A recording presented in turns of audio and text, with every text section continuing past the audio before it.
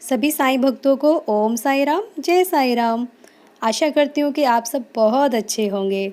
और देखिए बाबा का आज खीर का प्रसाद तैयार होगा, यानी कि खीर नहीं सॉरी हलवा बनाऊँगी मैं। पहले मैं सोच रही थी कि मैं खीर बनाऊँ, तो देन पता नहीं बाबा की इच्छा होगी कि पापा ने इसका हलवा बनवाया। तो देन बाबा को आज शायद लौकी का हलवा खाना था, तो देखिए हम ये कद्दूकस कर रहे हैं। लौकी को कद्दूकस करेंगे, फिर देन प्रॉपर तरीके से हलवा बनाएंगे। हलवा तैयार करके हम मंदिर जाएंगे और घर के मंदिर में भी हम भोग लगाएंगे। मैं आज बाबा के चमत्कारी उपाय भी बताऊंगी आप लोगों को, और आशा करती हूँ कि निराश बिल्कुल ना हो। श्रद्धा और सबूरी मैंने हमेशा बताया, बाबा के 2 चमत्कारी मंत्र हैं। और देखिए इस तरीके से ये हलवा तैयार हो रहा है। इसमें दूध और ड्राई फ्रूट्स वगैरह डालकर बहुत अच्छे से ये तैयार हो चुका है। देन फिर हम मंदिर जाएंगे। पहले घर के मंदिर में हम आ चुके हैं, बाबा को भोग लग चुका है। और हमने देखिए मैं हमेशा कहती हूँ एवरी थर्सडे मैं 9 दीपक जलाती हूँ, तो मैंने आज घर पे भी 9 दीपक लगाए हैं। और यही प्रार्थना करो साईं के चरणों में कि बाबा हम अज्ञानी हैं, हमें नहीं आती पूजा पाठ। बाबा आपकी कैसे है, किस तरीके से की जाती है, किस तरीके से आपकी पूजा होती है। हम एक साधारण तरीके से पूजा करते हैं आपकी। बाबा हमारी पूजा को स्वीकार कीजिए।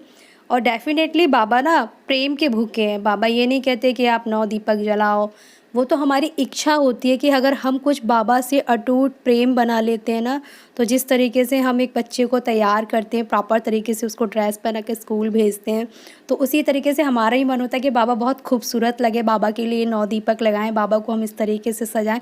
वो हमारे भाव होते हैं मन के, जो हमारे मन के भाव होते हैं, तो हमारा मन करता है कि हम बाबा के लिए ये करें वो करें। कराने वाले तो सब बाबा हैं। मैंने हमेशा कहा है मैं स्वयं से कुछ नहीं हूँ, जो भी कुछ हूँ बाबा से हूँ। बाबा ही कराने वाले हैं, बाबा ही सब कुछ करते हैं, बाबा का ही दिया हुआ है सब कुछ मेरे पास स्वयं का कुछ नहीं है। और हम भी स्वयं बाबा के ही हैं। और बाबा से यही कहते हैं, बाबा हमसे अगर कोई गलती हो जाए तो आपके श्री चरणों में कोटि कोटि प्रणाम करके हमें क्षमा याचना दीजिएगा। बाबा हम पर दया कीजिएगा, हम अज्ञानी बच्चे हैं आपके। हो जाती है, हर किसी से गलतियाँ होती है। तो मैं हमेशा यही कहती हूँ अगर आपके बच्चों से भी कभी गलती हो जाए तो देन आप उसको अच्छे से प्यार से समझाएं, तो डेफ़िनेटली वो दोबारा वो गलती नहीं करेगा। अगर प्रेम से उसको समझाया जाएगा तो हमेशा गुस्से से और अहंकार से हमेशा कुछ नहीं हो सकता, बच्चा और ज़्यादा बिगड़ेगा। तो इसीलिए प्यार से समझा। देखिए हम मंदिर आ चुके हैं, बाबा को भोग लगने जा रहा है। मंदिर में आ गए हैं हम। ये हमने देखिए माला ले ली है बाबा के लिए। इसमें 11 रुपये दक्षिणा रखी है, जो एवरी थर्सडे रखी जाती है। थाल सजकर बाबा को जा चुका है। बाबा माला पहनेंगे, फिर बाबा को भोग लगेगा। बाबा के श्री चरणों में आप भी अपनी अरदास लगा सकते हैं सभी भक्तों। मैं हमेशा ये कहती हूँ कि प्रेम से बाबा से जो मांगोगे ना, दया से विनम्रता से मांगोगे ना, डेफ़िनेटली बाबा आपको देंगे। ये मेरा खुद का अनुभव है। और मैं हमेशा यही कहती हूँ कि प्रेम से बाबा को जितना प्रेम कर सको ना उतना प्रेम करो। जैसे कि हर इंसान, जैसे कि एक माँ होती है अपने बच्चे से बहुत प्रेम करती है, वैसे वाला प्यार आप साईं से भी करो। देखो बाबा अपरंपार लीला ना करें तो कहना आप। तो ये बाबा को देखिए भोग लग चुका है। एंड देन मेरी सिस्टर आई थी, तो फिर हमने दोबारा से भोग लगवाया। पहले वो विष्णु जी की पूजा करती थी, लेकिन बाबा ने उसको साक्षात दर्शन दिए। साईं बाबा ने उसको साक्षात दर्शन दिए।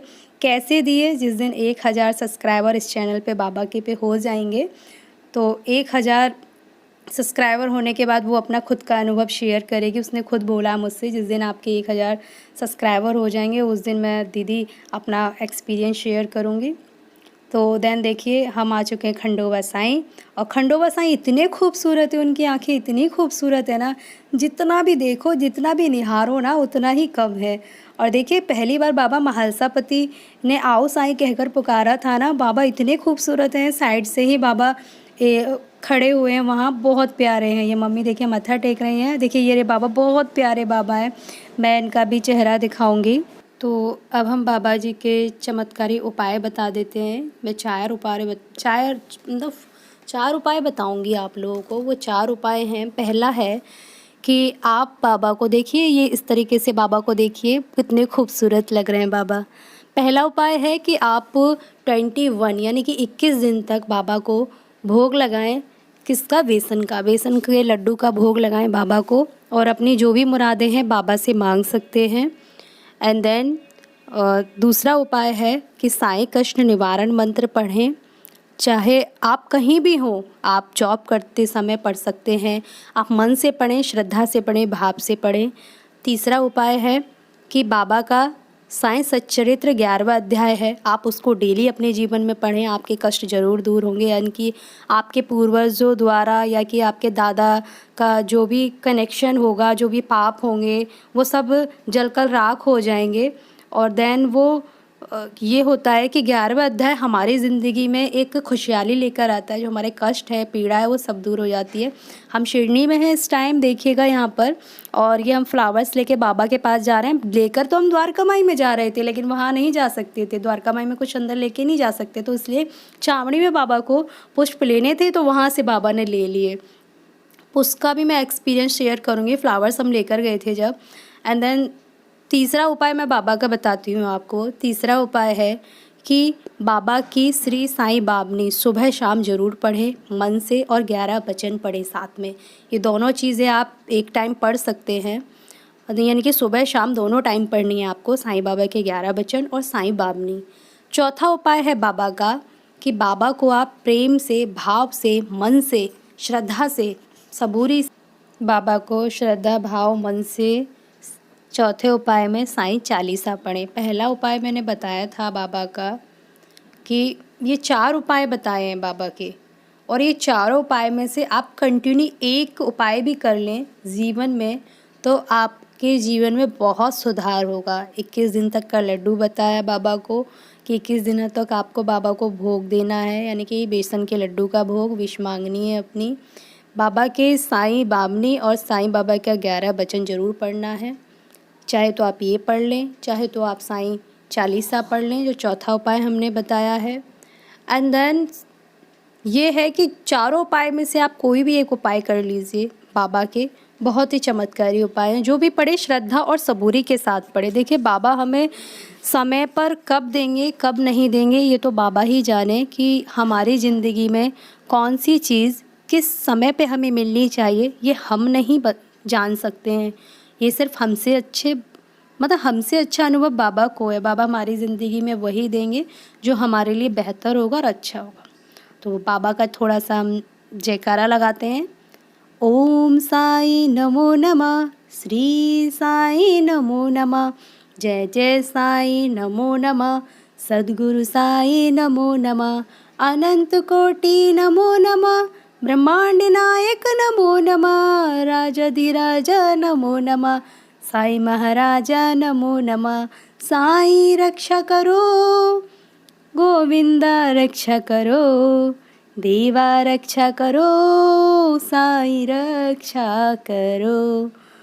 गोविंदा बोलो, हरि गोपाल बोलो, राधा रमन हरि गोविंद बोलो।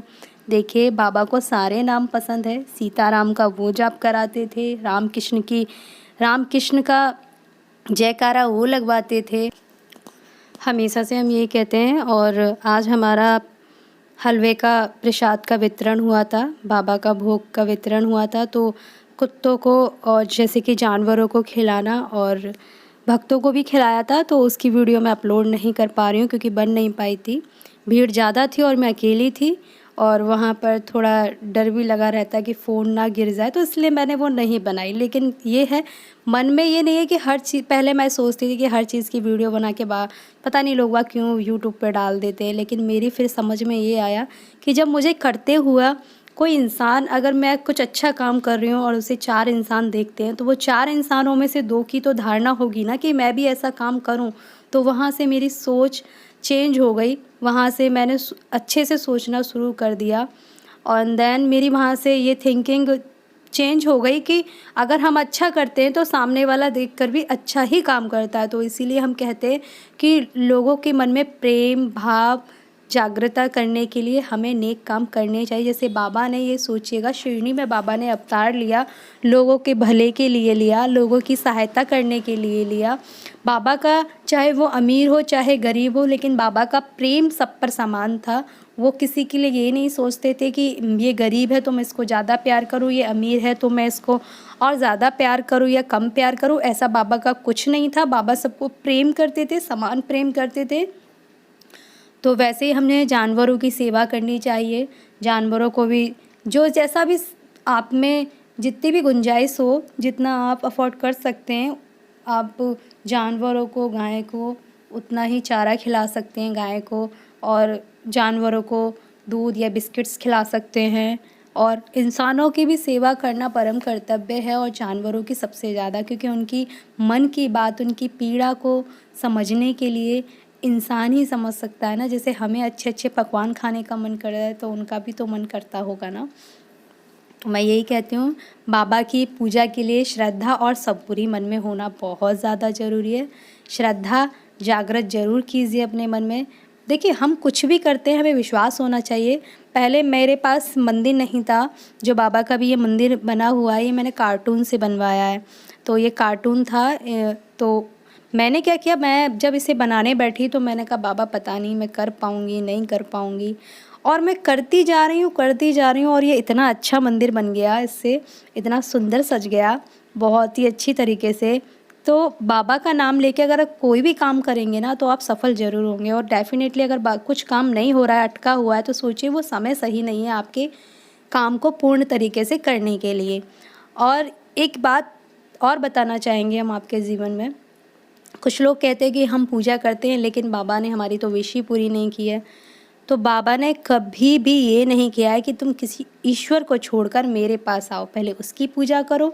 जिस भगवान को तुम मानते हो पहले उस भगवान को पूजो, जिसको गुरु मानते हो पहले उसको पूजो, फिर मुझे पूजा। बाबा ने ये नहीं कहा कि तुम अपने भगवान को छोड़कर मेरे पास आके मेरी पूजा करो, नहीं। बाबा ने कहा है जिसको गुरु मानते हो उसकी पूजा करो, फिर देन बाद में मेरी पूजा करो। बाबा ने सबको जोड़ना सिखाया, तोड़ना नहीं सिखाया। उन्होंने राम, कृष्ण, हरि और सबका नाम लेना सिखाया है बाबा ने। चामड़ी में कीर्तन होता था शाम को, चामड़ी समारोह में। और शिरडी एक ऐसा तीर्थ स्थल है, अगर वहाँ आप एक बार पहुँच गए ना, आपका मन नहीं करेगा आने के लिए। तो श्रद्धा और सबूरी ज़रूर रखिए अपने मन में। तो बाबा के यही 2 मंत्र हैं, अपने मन में, जीवन में उतार लीजिए, आपका जीवन बहुत सुखदायक हो जाएगा। श्रद्धा और सबूरी, किसी का बुरा ना करें, मन में अच्छी बात लाएं, दूसरों के लिए अच्छा सोचें। इवन आपके पास पैसे नहीं है, किसी को राय देके भी आप सहायता कर सकते हैं, किसी को अच्छे विचारों से भी खुश कर सकते हैं, किसी की सेवा कर भी उसको खुश किया जा सकता है। सेवा कई प्रकार की होती है। अगर बुज़ुर्ग लोग हैं तो आप उनके हाथ पैर भी दबाकर सेवा कर सकते हैं, उनका ध्यान रख सकते हैं। पेरेंट्स की बात को सुनिए और देन अपने जीवन में खुश होने के तरीके ढूंढिए, यानी कि खुश होने के तरीके किसी दूसरे को ठेस ना पहुँचे। तब तक के लिए ओम साई राम, जय साई राम।